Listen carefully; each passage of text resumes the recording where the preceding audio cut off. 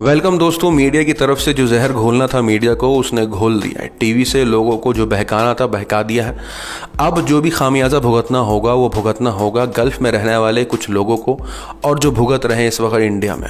क्योंकि अगर gulf country की खबर के मुताबिक एक सऊदी के स्कॉलर ने अपने ट्विटर हैंडल से ये ट्वीट करा है कि Hindu spreading hatred against Muslim should be send back to India from Gulf. ऐसे बहुत सारे हमारे हिंदू भाई हैं जो गल्फ़ कंट्री में इस वक्त नौकरी करते हुए दिखाई दे रहे हैं। वहाँ से वो बैठे बैठे ट्विटर और फेसबुक से पोस्ट करते हैं और नफ़रत भरे कमेंट पास करते हैं, जिसकी वजह से उसका खामियाजा भारत में रहने वाले लोगों को भुगतना पड़ता है। ऐसे बहुत सारे सामने आए हैं केसेस जहाँ उनके अकाउंट को देखा गया है, उनके ट्विटर और फेसबुक अकाउंट को देखा गया है कि वो नफ़रत भरी बातें घोलते हुए दिखाई दे रहे हैं अपने अकाउंट से। वहीं कुछ अकाउंट को सस्पेंड कर दिया गया है तो कुछ अकाउंट को अभी भी इन्वेस्टिगेशन देखा जा रहा है।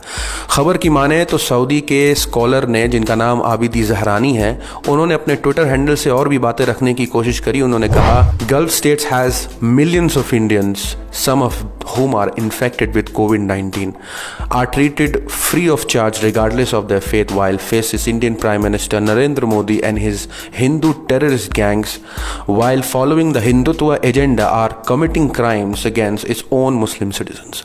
अगर इस ट्वीट की बात को हम आपके सामने रखें तो उन्होंने अपने ट्विटर हैंडल से कहा है कि ऐसे बहुत से इंडियंस हैं जो इस वक्त गल्फ स्टेट्स में रहते हैं, काम करते हैं, और उनको भी कोविड-19 जैसी बीमारी ने पकड़ा रखा है। फिर भी रिगार्डलेस ऑफ देयर फेथ, उनके मज़हब के बुनियाद को हटाते हुए, हम उसको नज़रअंदाज करते हुए हम उनका इलाज करते हैं क्योंकि वो हमारे सिटीजन्स हैं। लेकिन वहीं नरेंद्र मोदी और उनके टेररिस्ट गैंग्स मुसलमानों पे, भारत पे जुल्म करते हुए दिखाई दे रहे हैं।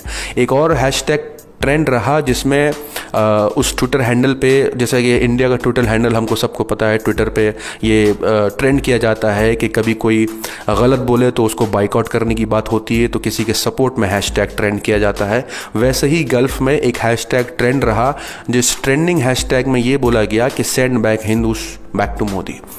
तो अब आप देख सकते हैं कि ये जो बातें मीडिया ने घोली हैं, इसका कितना बड़ा असर इस वक्त पड़ रहा है कि इंटरनेशनल लेवल पे भी ये बात इस वक्त चर्चा हो रही है। दूसरी खबर, और मैं बताऊं, इंडिया में जो बुरे हालात से गुजरना पड़ रहा है लोगों को, वो ये भी है कि अब सब्जियों का भी अपना धर्म बन चुका है।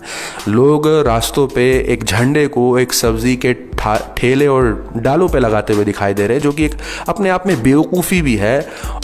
खाने वाले को मज़हब से क्या लेना देना, लेकिन वहीं इस चीज़ को ऐसा कर दिया गया है कि आप इस वीडियो में खुद देखेंगे कि लोग सब्जियों के डालों पर झंडा लगाते हुए दिखाई दे रहे हैं। आप देखिए इस वीडियो में।